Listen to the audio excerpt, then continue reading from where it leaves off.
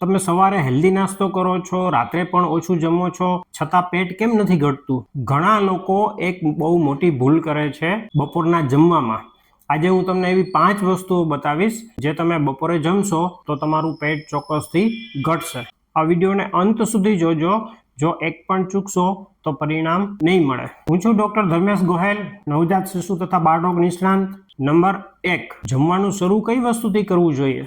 ઘણા લોકો બપોરે જમવાની શરૂઆત સીધી ભાત, રોટલી વગેરેથી કરે છે અને આ જ સૌથી મોટી ભૂલ છે. જો તમે સૌથી પહેલા સલાડ ખાશો તો સલાડની અંદર ખૂબ જ વધુ પ્રમાણમાં ફાઈબર એટલે કે રેસાઓ હોય છે અને નાના આંતરડાની અંદર આ ફાઈબરનું એક કોટિંગ થઈ જાય છે અને એના કારણે આપણે પછીથી જે કંઈ પણ જમીએ એનું પાચન ખૂબ જ ધીમે ધીમે થાય છે અને એના કારણે આપણા બ્લડની અંદર ગ્લુકોઝ ખૂબ જ ધીમે ધીમે વધે છે અને એના કારણે ઇન્સ્યુલિન પણ ખૂબ જ ધીરે ધીરે વધે છે અને એના કારણે આપણા પેટમાં ચરબી જમા નથી થતી. આ ફાઈબર એટલે કે રેસાઓના કારણે આપણું પેટ લાંબા સમય સુધી ભરેલું હોય એવું લાગે છે અને એના કારણે આપને વારંવાર ભૂખ પણ નથી લાગતી. અને આ સલાડમાં કેલરી પણ ખૂબ જ ઓછા પ્રમાણમાં હોય છે અને એના કારણે પણ પેટની ચરબી ઘટે છે. સલાડમાં તમે કાકડી, કોબી, ટમેટા, ગાજર વગેરે જેવી કોઈ પણ તમારી ગમતી વસ્તુઓ તમે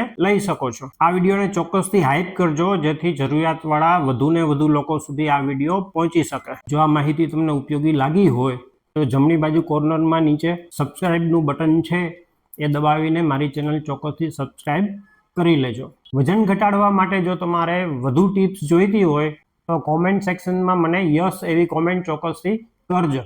તમને કોઈ પ્રશ્ન હોય પૂછી શકો છો, હું એનો જાતે જ જવાબ આપીશ. પણ હવે જે વસ્તુ આવશે એના વગર લંચ અધૂરું છે. નંબર 2, શું માત્ર રોટલી શાક પૂરતું છે? આપણે બપોરે દરરોજ જમવામાં કઠોળ પણ નિયમિત રીતે લેવું જોઈએ. આ કઠોળની અંદર ફાઈબર અને પ્રોટીન ખૂબ જ વધુ પ્રમાણમાં હોય છે અને એના કારણે આપણું પેટ જલ્દી ભરાઈ જાય છે, આપણે ખાવાનો જલ્દી સંતોષ થઈ જાય છે અને લાંબા સમય સુધી આપણું પેટ ભરેલું હોય એવું લાગે છે અને એના કારણે આપણે વારંવાર ભૂખ નથી લાગતી.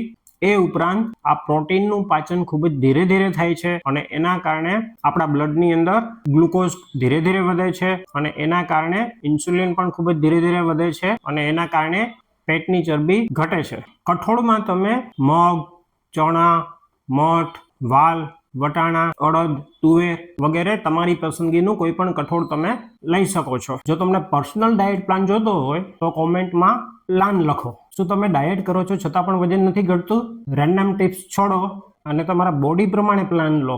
ફ્રી ક્લિનિકલ અસેસમેન્ટ માટે મેં ગૂગલ ફોર્મ બનાવ્યું છે જે મેં પહેલી કોમેન્ટ અને ડિસ્ક્રિપ્શનમાં આપેલું છે, એ ભરો. પણ હવે જે આવશે એને ઘણી વખત લોકો બહુ ઓછું લે છે. નંબર 3, આપણી થાળીમાં સૌથી વધુ જગ્યા કઈ વસ્તુની હોવી જોઈએ? આપણે લીલા શાકભાજી જેવી કે પાલક, મેથી, બ્રોકોલી, કોબી, ફ્લાવર વગેરે જેવી શાકભાજી આપણે વધુ પ્રમાણમાં લેવી જોઈએ. આ શાકભાજીની અંદર ફાઈબરનું પ્રમાણ ખૂબ જ વધુ હોય છે, કેલરી પણ ખૂબ જ ઓછી હોય છે.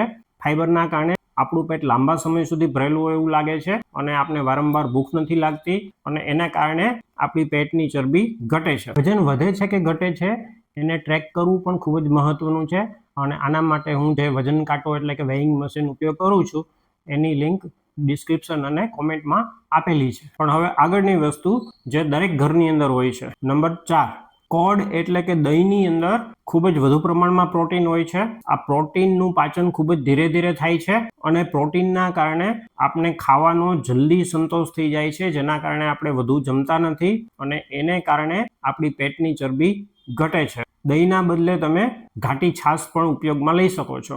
ગયા રવિવારે મેં વિડીયો અપલોડ કરેલો હતો, એમાં મેં સમજાવેલું હતું કે જો આ 5 ખોરાક તમે ખાશો તો પેટની ચરબી ચોક્કસથી ઘટશે.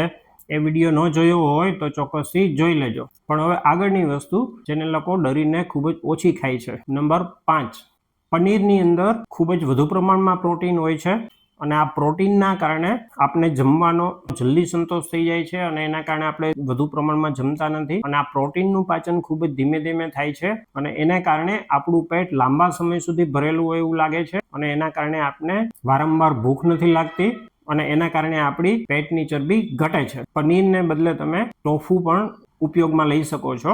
ટોફુની અંદર પણ ખૂબ જ વધુ પ્રમાણમાં અને સારી ગુણવત્તાવાળું પ્રોટીન હોય છે. જો તમે બપોરે પૂરતા પ્રમાણમાં પ્રોટીન લેશો તો તમને સાંજ સુધી ભૂખ નહીં લાગે અને વચ્ચે તમારે નાસ્તો પણ કરવાની જરૂર નહીં પડે અને એના કારણે તમારી પેટની ચરબી ઘટશે.